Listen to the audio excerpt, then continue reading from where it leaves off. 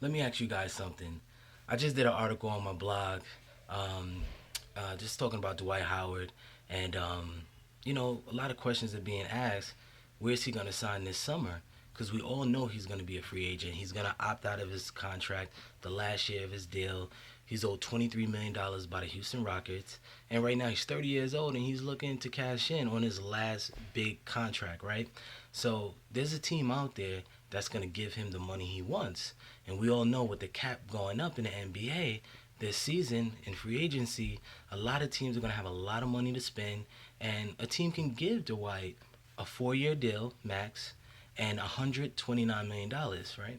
So it's all about who's going to pay that kind of money. And we know there are a few teams that are very desperate out there. They're looking for a marquee player. They're looking for that big splash because number one, their jobs their jobs depend on it, and they want to put, how you say it, butts in the seats, right, in arenas, because there are teams out there, they're lacking attendance, and attendance is down for a few years because they've been losing.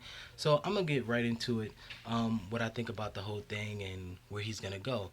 In my article, I wrote that he's gonna go to the Dallas Mavericks, and here's some reasons why. Number one, in Texas, he knows and I know there's no state tax, right? So he signed was it a 4 year, $88 million deal back in 2013 with Houston for 1 year. His last year, he can opt out. He paid no state tax. That's very that who walks away from that? That's very enticing, right? So I think Dallas, because they have some great players. I wouldn't say great. They have some really good players. Dirk, Hall of Famer, legend. I know he's in his back end of his career. He has about 1 or 2 years, I think, of good production left in him, right? You have Darren Williams. Guys, I know he didn't have a great success with Brooklyn Nets, but he had a very decent season with the Dallas Mavericks. If they can re-sign Chandler Parsons, that would be great, and hopefully they can retain him. You have Wesley Matthews, 3 and D, right? Good 3-point shot, great defense. So you definitely have a nice starting squad if you add Dwight Howard to that team. And with Dwight Howard, they can definitely contend for a championship, not just contend for a playoff spot, which they made the playoffs and they lost. However, they can definitely make some noise in the West if Dwight decides to sign with them. That's my prediction. And if we want to look back, when Dwight Howard was a free agent right after the whole Laker nightmare, right? Mark Cuban went on record saying, "Hey, we want this guy. He's our target." Unfortunately, he went to the Houston Rockets where he played with a ball hog. um, he played with a ball hog and Harden, and with James Harden, listen, guys. James Harden, he's a great talent. He's a superstar in the league for many years to come.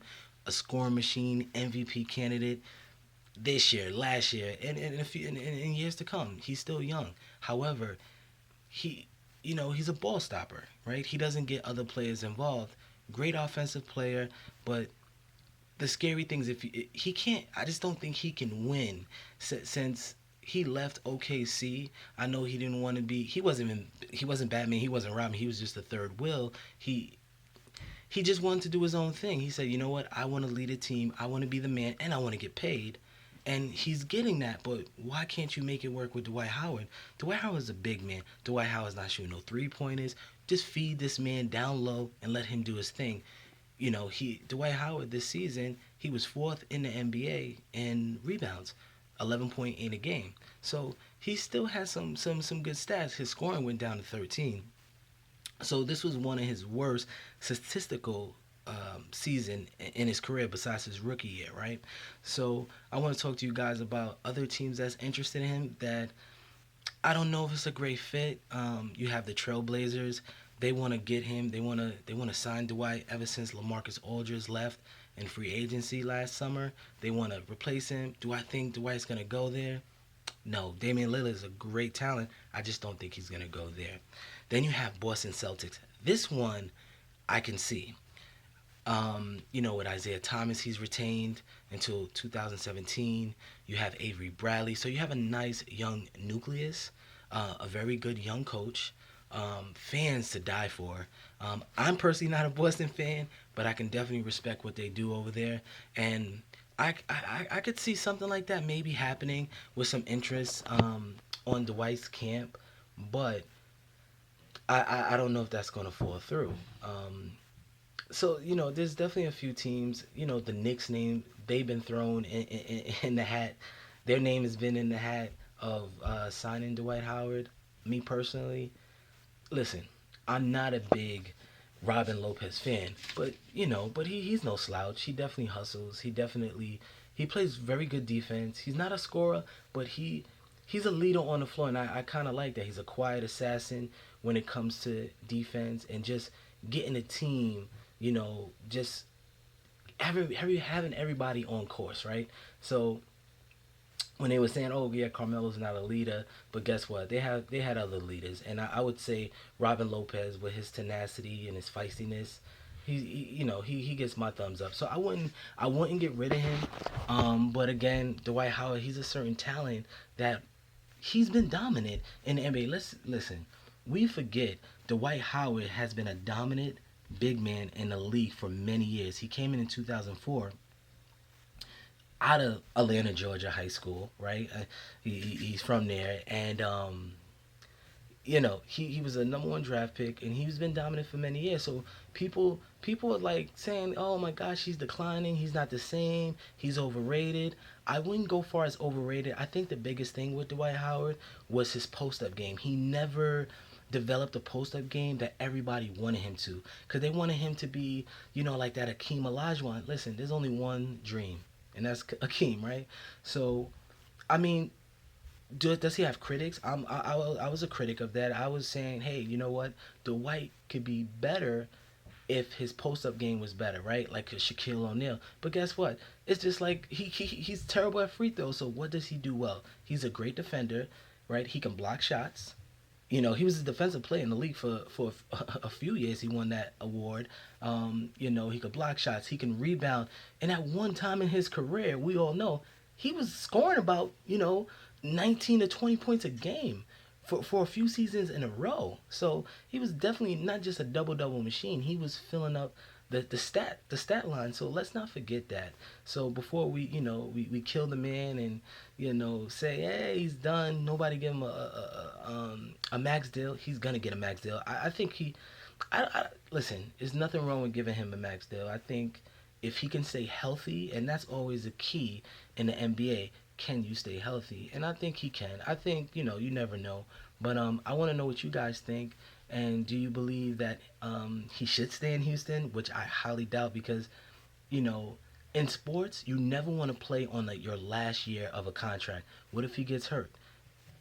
You know financially, he don't get me wrong, this man is set for life. He's made a lot of money in the league, probably over 100, easily over $100 million. So he's definitely set for life if he did the right thing with his money, investments and saving, or whatever the case may be, or invested into businesses and things like that. If he made the right financial moves, right? So Houston's is not the place for him. He feels he